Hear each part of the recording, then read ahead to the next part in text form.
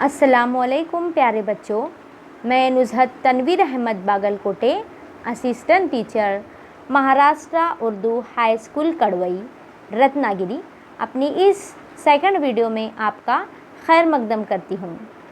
प्यारे बच्चों, हमारा सबक चल रहा है हज़रत उमर फ़ारूक रज़ी अल्लाहु अन्हु।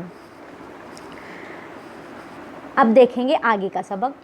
हज़रत उमर रज़ी अल्लाह अन्हु की खिलाफत में इतनी आज़ादी थी कि आम लोग भी बेखौफ होकर उनसे गुफ्तगू करते और अपनी ज़रूरतें बयान करते थे। हाजतमंदों के लिए उनका दरवाज़ा हर वक्त खुला रहता था। हज़रत उमर रज़ी अल्लाह अन्हु का मामूल था कि मुजाहिदीन के घरों पर जाकर खैरियत मालूम करते। औरतों को बाज़ार से सौदा सल्फ मंगवाना होता तो ला देते। मैदान जंग से उनके नाम खतूत आते तो खुद घर घर जाकर उन्हें पहुंचाते और उनको जवाब भिजवाना होता तो खुद लिख देते। वो नाबीना, बीमार और माजूर लोगों के घरों पर जाकर उनके काम कर देते थे। तो देखिए बच्चों, हज़रत उमर रज़ी अल्लाह अन्हु की खिलाफत में यानी उनकी हुकूमत में इतनी आज़ादी थी, इतनी उन्होंने आज़ादी दे रखी थी कि आम लोग भी क्या कर सकते थे, बेखौफ होकर बिना डरे हुए उनसे गुफ्तगू करते, उनसे बातचीत करते और अपनी ज़रूरतों को बयान करते थे। उन्हें किसी चीज़ की ज़रूरत पड़ती तो वो बिना डरे हज़रत उमर रज़ी अल्लाह अन्हु से अपनी ज़रूरत को बयान करते थे।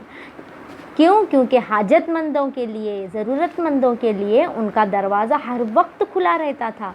अब दरवाज़ा हर वक्त खुला रहता था यानी वो हर वक्त मदद करने के लिए तैयार रहते थे। हज़रत उमर रज़ी अल्लाह अन्हु का मामूल था यानी रोज़ाना का काम था। क्या काम था? मुजाहिदीन के घरों पर जाकर खैरियत मालूम करते। अब है मुजाहिदीन का मतलब होता है अल्लाह की राह में लड़ने वाले, जिहाद करने वाले, उन्हें मुजाहिदीन कहा जाता है। तो जो लड़ने के लिए जंग के मैदान में गए हुए हैं, जंग पर गए हुए हैं, तो ऐसे लोगों के घरों पर चले जाते और उनके घर वालों की खैरियत मालूम करते। अगर उनके घर वालों को किसी सामान की ज़रूरत पड़ती, सौदा सल्फ मंगवाना होता यानी बाज़ार से कुछ चीज़ें सामान मंगवाने होते तो खुद ला कर देते। मैदान जंग से उनके नाम खतूत आते, खत की जमा है खतूत, उनके नाम खतूत आते तो खुद घर घर जाकर, जिसके नाम खत आया उसके घर जाकर उस खत को पहुंचाते और अगर किसी को जवाब भी भिजवाना होता तो खुद लिख देते। वो नाबीना, बीमार, माजूर लोगों के घरों पर जाकर उनके काम कर देते। यानी नाबीना का मतलब होता है जिनके आँखों की बीनाई न हो, यानी जो अंधे हों, बीमार हों, और माजूर लोग यानी जो अपाइज होते हैं, जिनके हाथ पैर नहीं होते, ऐसे माजूर लोगों के भी काम वो उनके घर पर खुद जाकर करते थे। यानी इतनी बड़ी हुकूमत के बादशाह थे, खलीफा थे, लेकिन ऐसे लोगों के काम खुद उनके घर पे जाके कर देते थे। अब देखिए एक मर्तबा का जिक्र है। एक मर्तबा हज़रत उमर रज़ी अल्लाह अन्हु लोगों को खाना खिला रहे थे। उन्होंने देखा कि एक शख्स बाएं हाथ से खाना खा रहा है। हज़रत उमर रज़ी अल्लाह अन्हु उसके पास गए और आहिस्ता से कहा, दाहिने हाथ से खाओ। उस शख्स ने रंजीदा होकर कहा कि एक जंग में मेरा दायां हाथ जाता रहा है। ये सुनकर हज़रत उमर रज़ी अल्लाह अन्हु का दिल भर आया। वो उसके बराबर बैठ गए और कहने लगे, अफ़सोस, तुमको वज़ू कौन कराता होगा, तुम्हारा सर कौन धुलाता होगा, कपड़े कौन पहनाता होगा। फिर हज़रत उमर रज़ी अल्लाह अन्हु ने उस माजूर शख्स के लिए एक नौकर मुकर्रर कर दिया और माजूर शख्स को तमाम ज़रूरी चीज़ें मुहैया कर दी। उन्होंने नौकर को हिदायत दी कि तुम उस शख्स की तमाम ज़रूरतों का ख्याल रखना, उसे किसी तरह की तकलीफ़ न होने पाए। देखिए बच्चों, एक मर्तबा हज़रत उमर रज़ी अल्लाह अन्हु क्या कर रहे थे, लोगों को खाना खिला रहे थे। तो उन्होंने देखा, क्या देखा कि एक शख्स बाएं हाथ से यानी लेफ़्ट हैंड से खाना खा रहा है, जबकि हम सब राइट हैंड से, सीधे हाथ से खाना खाते हैं, दाएं हाथ से खाना खाते हैं, लेकिन वो शख्स बाएं हाथ से खा रहा था। तो हज़रत उमर रज़ी अल्लाह ताला अन्हु उसके पास जाते हैं और आहिस्ता से, ज़ोर से भी नहीं कहते बल्कि आहिस्ता से उसके कान के पास उससे कहते हैं, क्या कहते हैं कि दाहिने हाथ से खाओ यानी सीधे हाथ से खाओ, राइट हैंड से खाओ। تو اس شخص نے رنجیدہ ہو کر کہا، رنجیدہ ہونا یعنی اداس ہو جانا، اداس ہو کر کہا کہ ایک جنگ میں میرا دایاں ہاتھ جاتا رہا ہے۔ مطلب کیا؟ میرا دایاں ہاتھ جاتا رہا یعنی جنگ میں میرا ہاتھ چلا گیا ہے، یعنی کٹ گیا ہے۔ یہ سنتے ہی حضرت عمر رضی اللہ عنہ کا دل بھر آیا، دل بھر آنا یعنی انہیں بہت برا لگا، اور وہ اس کے برابر بیٹھ گئے، اس کے بازو میں بیٹھ گئے اور افسوس کرنے لگے۔ کس بات کا افسوس ہونے لگا انہیں؟ تم کو وضو کون کراتا ہوگا؟ ایک ہاتھ نہیں ہے تو تم کو وضو کون کراتا ہوگا؟ تمہارا سر کون دھلاتا ہوگا؟ تمہارے کپڑے کون دھوتا ہوگا؟ تمہیں کپڑے کون پہناتا ہوگا؟ ایسی بہت ساری باتوں پر وہ افسوس کرنے لگے۔ پھر انہوں نے کیا کیا؟ ایک معذور شخص کے لیے، اس شخص کے لیے ایک نوکر ہی مقرر کر دیا۔ نوکر مقرر کر دینا یعنی اس کے گھر کے لیے ایک نوکر کا انہوں نے انتظام کر دیا، اور معذور شخص کو تمام ضروری چیزیں مہیا کر دی۔ جو اس کو سامان کی ضرورت تھی وہ سارا سامان، وہ تمام چیزیں اس معذور شخص کو دے دی، فراہم کر دی، اور نوکر کو ہدایت دی۔ کیا ہدایت دی؟ کہ تم اس شخص کی تمام ضرورتوں کا کیا کرنا؟ ہمیشہ خیال رکھنا، تاکہ انہیں کسی قسم کی تکلیف نہ پہنچنے پائے۔ آگے دیکھیے، حضرت عمر رضی اللہ عنہ راتوں کو گشت کر کے لوگوں کا حال چال معلوم کیا کرتے تھے۔ ایک دفعہ گشت کرتے ہوئے مدینے سے 3 میل دور پہنچے، دیکھا کہ ایک عورت کچھ پکا رہی ہے اور 2-3 بچے بلک بلک کر رو رہے ہیں۔ حضرت عمر رضی اللہ عنہ نے سبب پوچھا تو عورت نے بتایا، ان کو کئی وقت سے کھانا نہیں ملا ہے، انہیں بہلانے کے لیے میں نے پانی میں کنکر ڈال کر ہانڈی چولہے پر چڑھا دی ہے۔ حضرت عمر فوراً مدینہ آئے، بیت المال سے کھانے پکانے کی چیزیں لی اور اپنے غلام اسلم سے کہا، اسے میری پیٹھ پر رکھ دو۔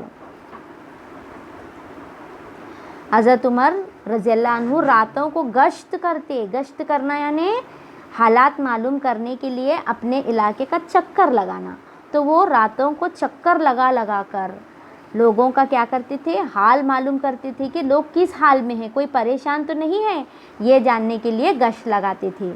ایک دفعہ گشت کرتے کرتے مدینے سے 3 میل دور پہنچ گئے۔